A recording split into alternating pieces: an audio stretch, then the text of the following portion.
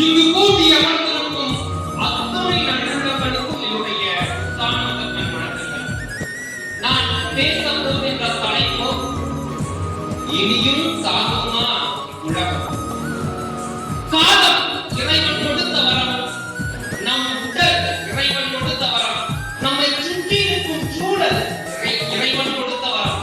இப்படி இறைவனால் படைக்கப்பட்ட இந்த உலகம் இயற்கையால் அழகுபடுத்தினார். இந்த இயற்கையால் அழகுபடுத்திய இந்த உலகத்தை நாம் ஒவ்வொருவரும் பாழாக்கிக் கொண்டே இருக்கிறோம். அப்படி என்றால் இனியும் தாங்குமா உலகம்? நாம் ஒவ்வொருவருக்கும் ஆசை இருக்கும், இறந்த பிறகு சொர்க்கத்திற்கு செல்ல வேண்டும் என்று. அப்படி செல்வதற்கு நம்முடைய சாஸ்திரங்கள் என்ன சொல்கிறது தெரியுமா?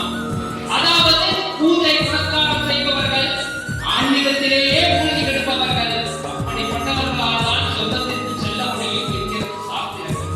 ஆனால் தமிழின் சொத்தான ஒரு நூல் என்ன சொல்கிறது தெரியுமா?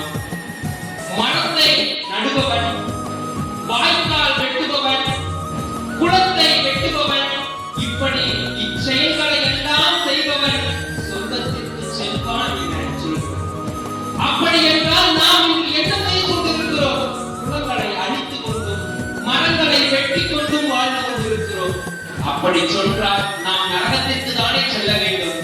ஆனால் எந்த நூலிலும் நாம் இப்படிப்பட்ட செயல்களை செய்பவர்கள் நரகத்திற்கு செல்வார்கள் என எந்த நூலும் சொல்லவில்லை. ஏனென்றால் மனிதனால் இயற்கை அழிக்கப்படுமா என்று அவர்கள் சிந்தித்திருக்கவே மாட்டார்கள் என்றே நிதர்சனமான உண்மை. பகுத்தொண்டு பள்ளியில் போகுதல் நூலோர் தொகுத்தவற்றுள்ளெல்லாம் தலை என்கிறார் வள்ளுவர் பெருந்தகையார். அதாவது பகுத்துண்டு நமக்கு கிடைத்த உணவை நாம் உண்ட பிறகு மீதம் உள்ளதை பிறகு இருக்கும் கொடுத்து பாதுகாப்பதே அறங்களில் எல்லாம் தொகுத்துரைக்கும் சிறந்த அறம் என்கிறார் வள்ளுவர். ஆனால் நாம் எல்லாம் அப்படியாக இருக்கிறோம். நாம் உண்ட மிச்சத்தை, அதாவது எஞ்சி போனதை குளிர்சாதன பெட்டியில் வைத்து நாளை உண்ணலாம், நாளை மறுநாள் உண்ணலாம் என்று நாம் பதுக்கி வைத்துக் கொண்டிருக்கிறோம். அப்போது என்றால் இனியும் தாங்குமா உலகம்? அப்படி தானே சொல்ல முடியும்.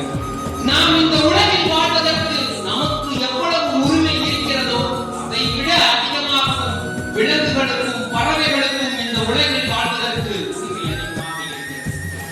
நாம் உண்ணும் உணவு முதல் உறங்கும் இருப்பிடம் வரை அனைத்தையும் இயற்கை நிலப்பதை கற்றுக்கொண்டோம் என்றால் அதுதான் பிரசனமான உண்மை.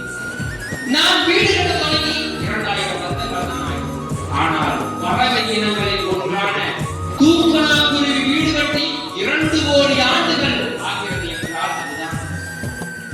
பறவையியல் நிபுணர் சரிபடி சொல்கிறார், உலகத்தில் பறவைகள் இல்லை என்றால் மனிதனால் வாழ முடியாது, ஆனால் மனிதன் இல்லை என்றால் பறவைகளால் வாழ முடியும் என்கிறார்.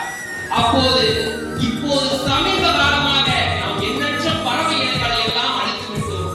இப்போது கைபேசி ஒன்றை வைத்துக் கொண்டு சிட்டுக்குருவிகளுக்கு சவப்பட்டியை உருவாக்கிக் கொண்டிருக்கிறோம். அப்போது என்றால் இனியும் தாங்குமா இவ்வுலகம்? இப்படித்தானே எண்ணுகிறோம். இப்படி பறவைகளையும் இயற்கையையும் விலங்குகளையும் நாம் பாதுகாப்பதும் நாம் நேசிப்பதும் நம் ஒவ்வொருவருடைய கடமை. ஏழையான மக்கள் என்ன செய்கிறார்கள் தெரியுமா? இயற்கையை உணர்கிறார். ஆனால் பணக்காரனான வலிமையானவர் என்ன செய்கிறார் தெரியுமா?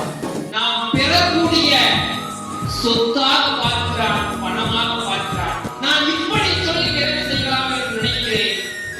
கடைசி மரமும் வெட்டுண்டும் கடைசி துளி நீரும் நஞ்சாகி கடைசி மீனும் பிடிபட்ட பிறகு மனிதன் உணர்வார் பணத்தை உண்ண முடியுமா என்று.